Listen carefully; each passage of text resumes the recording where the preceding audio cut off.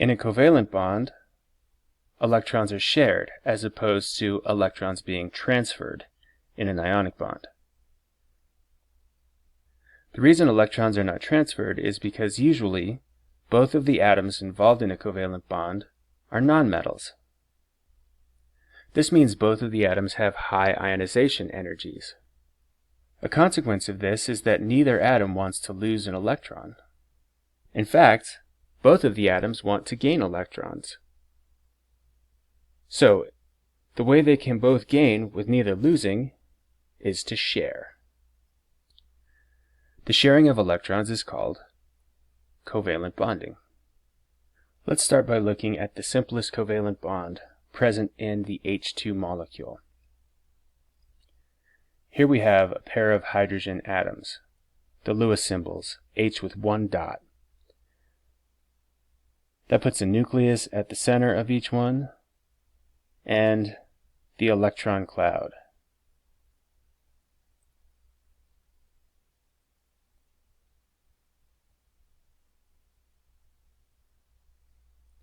As we move these electron clouds closer and closer together, like so, there are many forces at work. Remember, opposites attract and like charges repel. So, the main attractive force that is happening here is an attraction between the nucleus of one electron and the electron cloud of the other atom.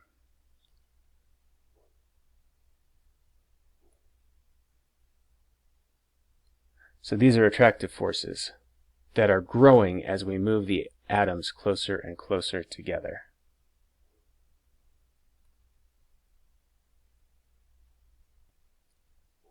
As these attractive forces grow, the electron clouds overlap to make a new form. With the electron clouds overlapping, each nucleus is attracted to the shared electron density. But if the atoms were to move too close together, a repulsive force between the nuclei would grow in. So you achieve an ideal bond distance. This is the HH molecule. Here is its Lewis structure, showing the hydrogen atoms sharing a pair of electrons. We can use dashes to represent a covalent bond. The dash represents two bonding electrons in the hydrogen molecule.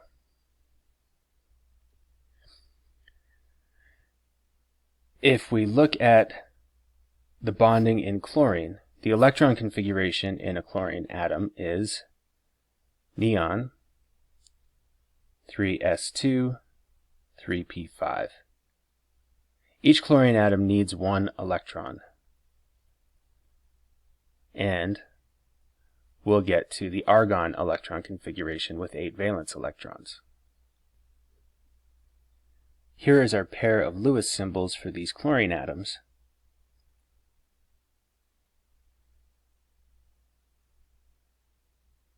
Each one having 7 valence electrons and lacking 1. The unpaired electrons are in p orbitals. As those p orbitals overlap, the atoms are moving closer and closer together until you get the bonding orbital.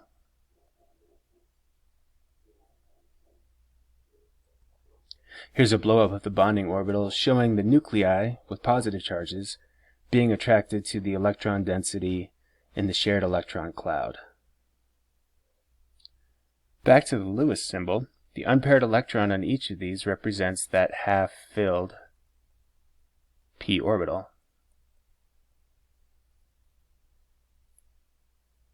As we move these chlorine atoms closer and closer together, those p orbitals overlap, and you eventually end up with the chlorine molecule.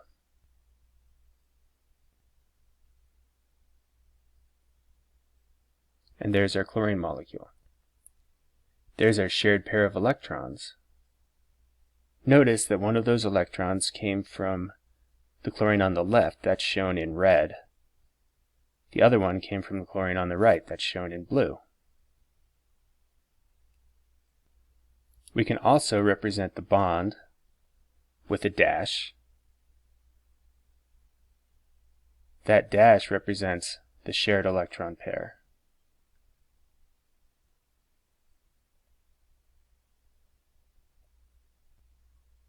And what we have just drawn is known as a Lewis structure. This is the simplest and best way to represent covalent bonding. It must be said that there are some times when Lewis structures don't give the most accurate representation. In those moments you would use molecular orbital theory, but it is much more involved to do those calculations. When each atom in a molecule needs more than one electron, you're going to need more than one bond. That means multiple shared electron pairs. Consider nitrogen, the main component of the air we breathe. Each nitrogen atom has the electron configuration 1s2, 2s2, 2p3. If you add 3 electrons, you get the electron configuration of neon 1s2, 2s2, 2p6.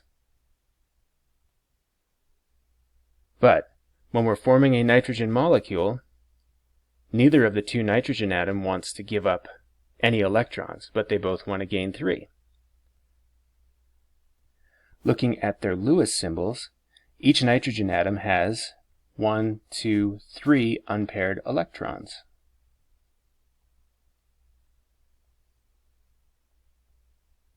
When the molecule forms, there are 3 shared pairs of electrons.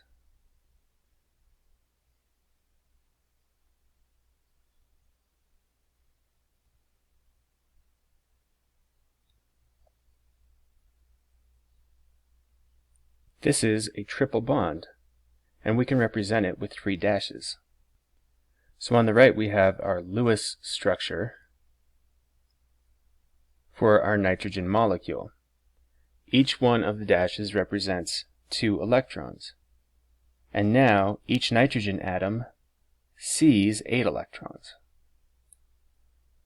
There are 1, 2, 4, 6, 8 electrons inside the circle for the nitrogen on the left, and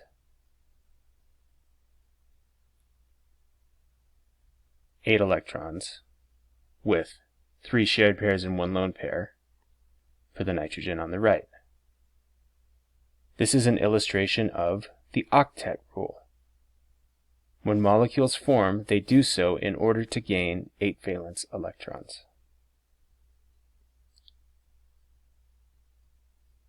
So the octet rule is cardinal in Lewis structures. There are exceptions, but we'll deal with those later. Also some nomenclature.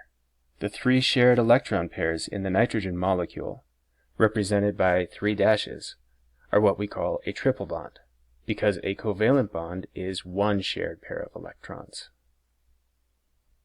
Now the other component of air is oxygen, O2. Can you do a similar analysis for oxygen? Start out with the electron configuration of an oxygen atom.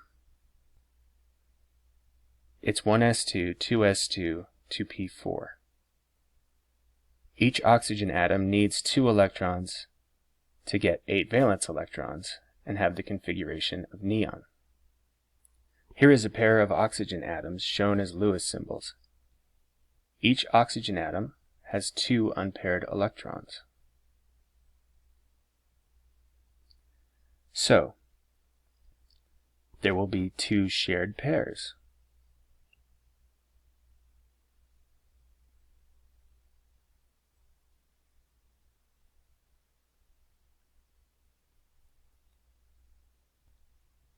And here is the Lewis structure. The bond in oxygen is a double bond. The oxygen on the left sees 2, 4, 6, 8 electrons. The oxygen on the right sees 2, 4, 6, 8 electrons. Thus, the octet rule is satisfied. Each oxygen atom has 4 pairs of electrons, 2 non-bonding pairs, or lone pairs, and 2 bonding pairs. The non-bonding electron pairs we call lone pairs. And of course the bonding pairs are represented by the dashes.